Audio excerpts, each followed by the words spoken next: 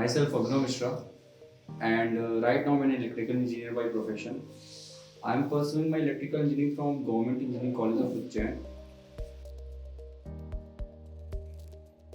There was my senior, one of my senior, who is pursuing MTech from a very reputed college of this country.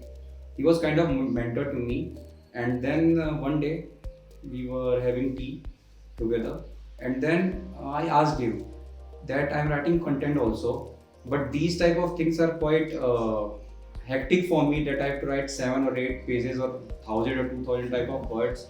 These type of things are quite hectic, and also I have to take care of the demand of the client also. So he told me that you are good at physics, so why don't you try something that comes out of it?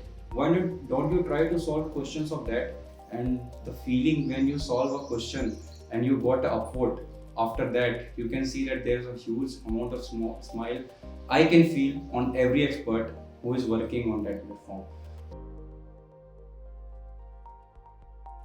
Well, actually, when I came to know that I'm solving doubts of the student who are currently sitting in Pennsylvania or Chicago or Florida, it was quite interesting for me that I am solving the doubts of the foreign people, foreign students, that they are sitting in some Texas university and posting their questions, and I am solving their doubts.